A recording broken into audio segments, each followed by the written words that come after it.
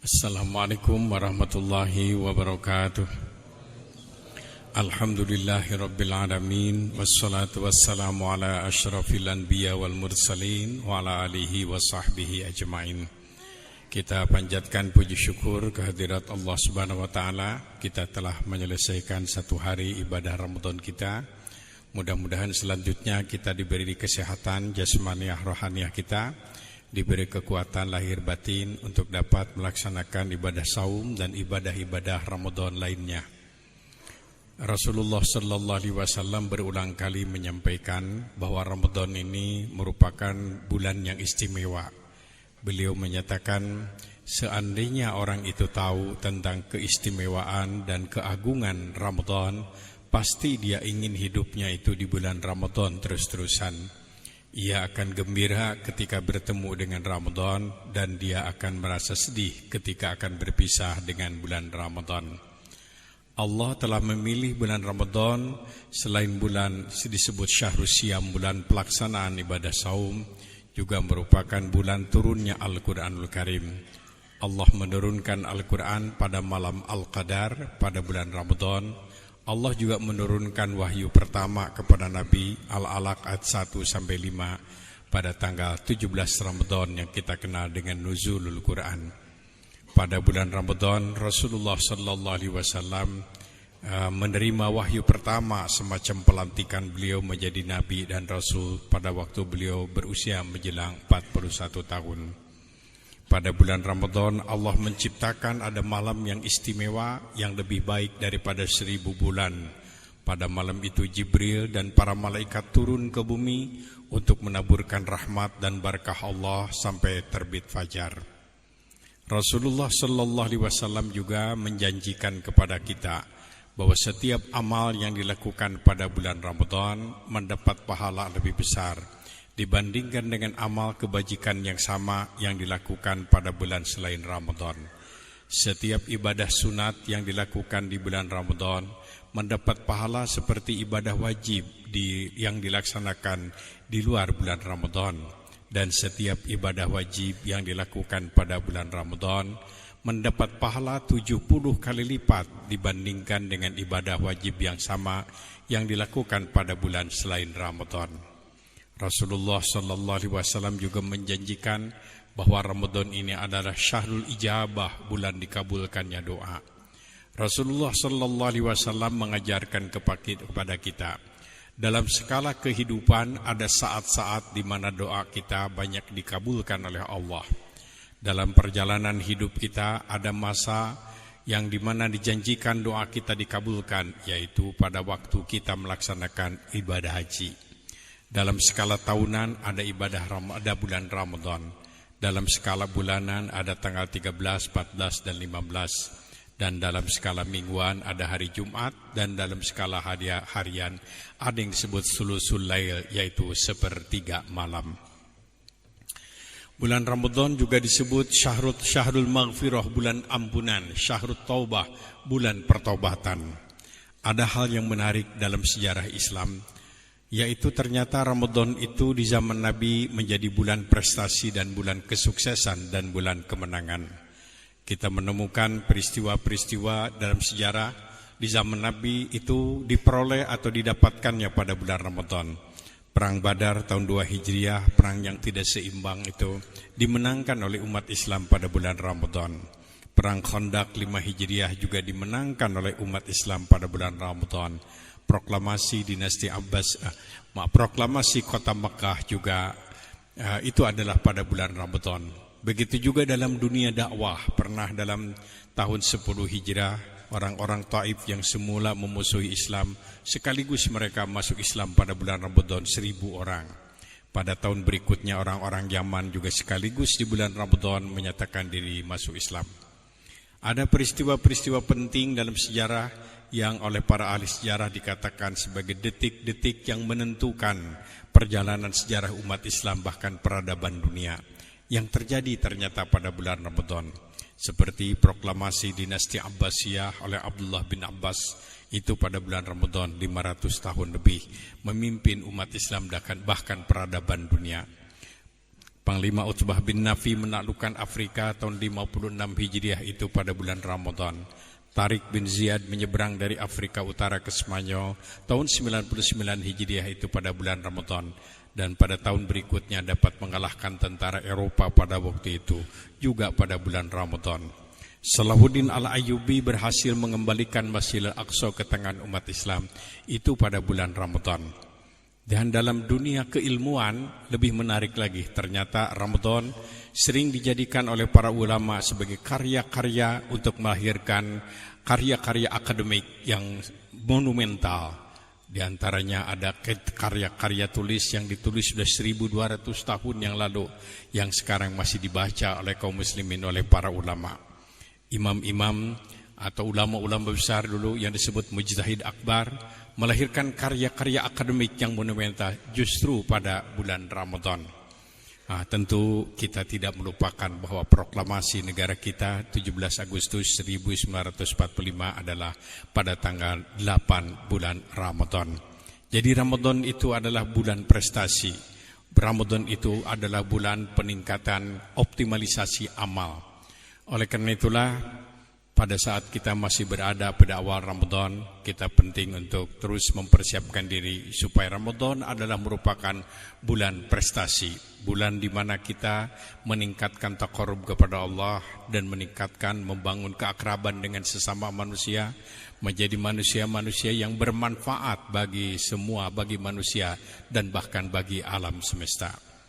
Kewajiban utama tentu saja yang harus kita lakukan di bulan Ramadan adalah kewajiban ibadah saum yang oleh Allah diperintahkan kepada Rasulullah sallallahu alaihi wasallam seperti tercantum dalam Al-Baqarah 183 itu setelah Nabi berada di kota Madinah. Tetapi tradisi dan kebiasaan saum sudah biasa dilakukan oleh baginda Rasul sejak beliau berada di kota Makkah. Di antara saum yang biasa dilakukan oleh Nabi sejak beliau di Makkah adalah saum Arafah, yaitu saum pada tanggal 9 Zulhijjah, yang kemudian ditetapkan sebagai salah satu saum tahunan setiap tanggal 9 Zulhijjah bagi mereka yang sedang tidak melaksanakan ibadah haji. Karena bagi mereka yang sedang ibadah haji, mereka sedang melaksanakan puncak upacara ibadah haji, yaitu wukuf di Arafah. Saum tahunan lainnya yang sudah biasa dilakukan oleh baginda Rasul adalah Ashura, yaitu pada tanggal 10 Zulhijjah, yang pada saat 1 tahun menjelang wafat beliau ditambah dengan Tusa'a, yaitu tanggal 9 Zulhijjah. Quran sendiri mengemukakan bahwa saum itu diwajibkan kepadamu sebagaimana juga pernah diwajibkan kepada umat sebelummu. Jadi para nabi dulu juga sudah mengajarkan saum. Banyak dalam catatan sejarah para nabi melakukan saum yang ditempatkan saum itu sebagai namanya tawassul, sebagai perantara untuk mendapatkan sesuatu. Beberapa ulama mengemukakan, wallahu alam, Qur'annya tentu tidak ada, bahwa Nabi Adam ketika melakukan pertobatan, fatalaqa Adamu min rabbih kalimatin fataba alaih. Nabi Adam setelah dikeluarkan dari surga kemudian ke dunia melakukan pertobatan melalui tawassul saum, kemudian beliau mengemasnya dalam sebuah doa pengakuan yang diwariskan kepada kita, Rabbana dzalamna anfusana wa illam taghfir lana wa tarhamna lanakunanna minal khasirin.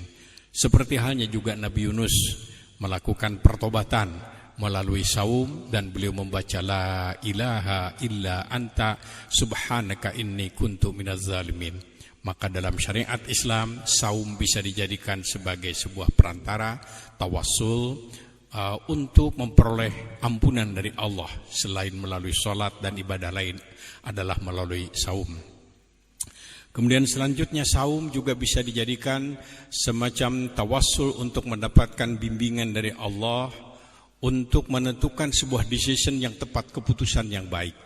Kalau di dalam sholat itu ada sholat istikharah, ketika kita bingung untuk mengambil keputusan, maka dianjurkan melakukan sholat istikharah, memohon petunjuk kepada Allah. Dalam kaitan dengan saum juga, saum sunat bisa dijadikan sebagaimana dia sebagai semacam sholat istikharah. Jadi untuk menentukan sebuah pilihan.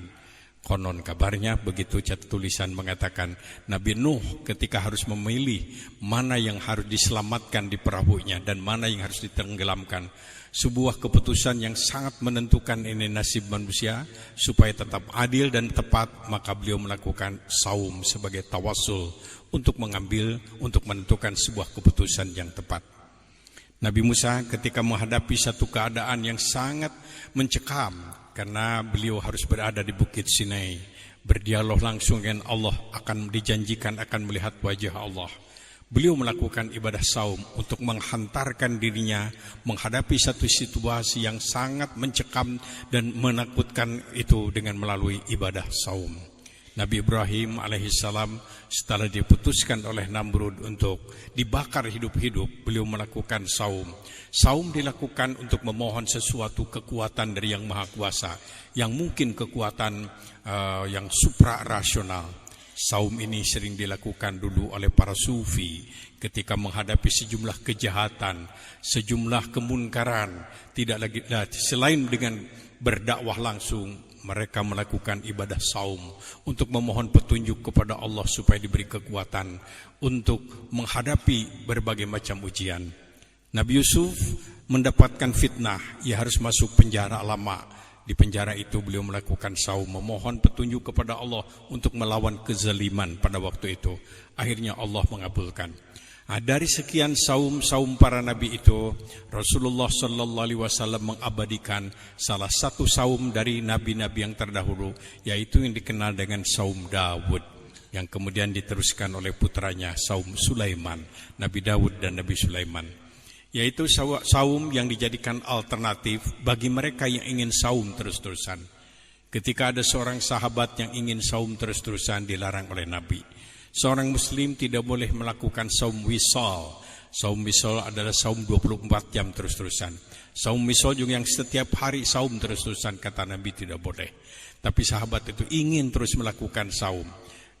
Dia siap untuk berangkat ke medan pertempuran sambil saum. Dia siap untuk dikirim menjadi pendakwah ke daerah-daerah yang jauh sambil saum. Nabi menyatakan, kalau kamu ingin juga saum terus-terusan, ingin mendapat pahala saum terus-terusan, lakukanlah saum Dawud. Jadi ada dua syariat dari Nabi Dawud yang dijadikan bagian daripada ibadah tatawu, ibadah sunat, yaitu salatu Dawud dan saum Dawud. Saum Dawud adalah sehari saum dan sehari tidak. Boleh dilakukan setiap saat, tentunya kecuali bulan Ramadan. Dan kemudian adalah salatu Dawud. Salatu Dawud yaitu tidur separuh malam, bangun sepertiga malam, dan tidur lagi seperenam malam. Itulah yang dibiasakan oleh Nabi Dawud dan Nabi Sulaiman. Dan banyak para sahabat yang melakukan salat seperti itu. Tapi Nabi SAW melaksanakan ibadah salat malamnya seperti yang Allah perintahkan dalam surat Al-Muzammil, yaitu beliau cepat tidur, kemudian cepat bangun, kadang-kadang separuh malam, kadang-kadang sepertiga malam, atau pernah juga lebih dari separuh malam. Dan kemudian di waktu sahur beliau memperbanyak istighfar. Itu yang diabadikan dalam Al-Quran surat Az-Zariyat. Orang-orang yang akan selalu disertai oleh Allah kemanapun mereka pergi. Orang-orang yang akan mendapatkan jalan keluar dari berbagai macam kebuntuan. Mereka yang akan mendapatkan kemudahan di tengah berbagai kesulitan adalah kanu qalilan minal laili ma yahjaun wa bil asharihum yastaghfirun, yaitu mereka yang membiasakan salat malam dan mereka membiasakan istighfar di waktu sahur. Itulah yang biasa dilakukan oleh Rasulullah sallallahu alaihi wasallam. Ternyata hampir semua agama mengajarkan puasa. Dalam Yudaism ada ajaran puasa untuk meredam murka Tuhan. Kalau banyak banjir dan musibah, ini Tuhan sedang marah. Supaya Tuhan tidak marah terus-terusan, maka komunitas Yahudi melaksanakan puasa. Dalam Katolik juga ada hari-hari tertentu tidak makan. Dalam Hinduisme dan Buddhisme juga syarat dengan apa yang disebut bertapa. Karena falsafah teologisnya adalah samsara. Semakin sengsara, semakin dekat dengan Tuhan yang Maha Kuasa. Semakin sengsara adalah semakin mulia. Maka mereka melakukan ibadah puasa berhari-hari, yaitu bertapa untuk yang disebut okultism, untuk kekebalan diri. mungkin satu-satunya agama, paling tidak agama yang diakui di negara kita, tapi tidak punya ajaran tentang puasa itu adalah Konghucu. Dalam ajaran Konghucu tidak ada ajaran tentang puasa. Tapi masyarakat Chinese yang beragama Konghucu di bulan Ramadan banyak yang melaksanakan ibadah puasa seperti kita. Nah, ini adalah puasa merupakan ajaran dari semua agama ternyata. Bahkan di masyarakat kita, masyarakat agama-agama lama, aliran kepercayaan, kebatinan, kejawen, kemudian Sunda Buhun, Sunda Wiwitan, itu juga mengajarkan macam-macam puasa itu. Di Jawa Barat orang Sunda banyak melakukan puasa ngalong, tidak makan apa-apa kecuali yang dimakan kalong. Kalong itu kelelawar. Ada yang melakukan puasa peti geni, tidak makan apa-apa yang dimasak oleh api. Ada yang melakukan puasa mutih, tidak makan apa-apa yang memakai garam. Kemudian ada lagi yang melakukan puasa matang puluh, 40 hari 40 malam, tidak makan ikan, tidak makan telur dan tidak makan daging.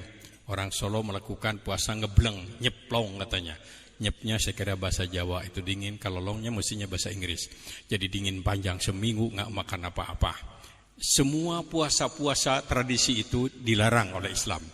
Islam hanya mengenal saum puasa satu macam saja, al-imsak, yaitu berhenti dari makan, minum, hubungan seks, dan yang searti dengan itu dari mulai subuh sampai maghrib, niat mengharap ridho Allah. Inilah saum yang diajarkan oleh Islam, baik saum fardu, saum wajib, ataupun saum sunat, bahkan ada saum haram. Tetapi Nabi menyatakan bahwa rubba min sa'imin laisa lahu min siyamihi illal atasu wal ju'. Banyak orang yang berpuasa tapi tidak membuahkan hasil apa-apa kecuali lapar dan dahaga. Saum yang dimaksudkan tentu saja adalah saum dalam arti yang sebenar-benarnya, yaitu sebagaimana yang dinyatakan oleh beliau ketika menjawab pertanyaan seorang sahabat bernama Abu Umamah, "Ya Rasulullah, murni bi'amalin yudkhilunil jannah." Ya Rasul, tolong tunjukkan kepada saya amal apa yang bisa menjamin diri saya masuk surga. Nabi menjawab, alaika bissaum fa innahu la'idah. Puasa kamu. Tidak ada amal yang senilai dengan puasa. 3 kali sahabat ini bertanya kepada Nabi dengan pertanyaan yang sama dan dijawab oleh Nabi dengan jawaban yang sama. Puasa, tidak ada amal yang senilai dengan puasa, yaitu saum atau puasa yang tidak hanya berhenti dari hal-hal yang membatalkan puasa di siang hari, tapi juga berhenti dari perbuatan-perbuatan yang tidak sesuai dengan kesucian puasa dan yang dapat mengurangi kualitas dan nilai ibadah puasa. Oleh karena itulah dalam bulan Ramadan kita berusaha selain tiada siang tanpa saum, tiada malam tanpa sholat malam. Quran menjadi bacaan harian kita. Bibir dan lidah kita banyak basah menyebut nama Allah, berzikir. Dan kemudian dalam kaitan dengan manusia, Ramadan adalah bulan tanpa marah. Tidak ada seorang pun yang disakiti, tidak ada seorang pun yang dimarahi, tidak ada seorang pun yang dirugikan, tidak ada seorang pun yang dikecewakan, dan tidak ada seorang pun yang dighibah, digunjing dan dibuka aibnya. Semua kehidupan ini adalah kehidupan yang suci bersih. Inilah saum yang dikatakan, disabdakan oleh Nabi untuk menjawab pertanyaan Abu Umamah yang oleh Al-Ghazali dalam karya besarnya disebut saum khawasil khawas, yaitu saum yang istimewa. Mudah-mudahan Allah Subhanahu wa taala memberikan kekuatan lahir batin kepada kita untuk dapat melaksanakan ibadah saum yang fa innahu la idlalah, saum yang disebut khawasil khawas, yang nanti katanya di akhirat akan ada sebuah pintu di sorga dikhususin ar-rayyan, yaitu pintu khusus bagi mereka yang melaksanakan ibadah saum yang baik itu. Wassalamualaikum warahmatullahi wabarakatuh.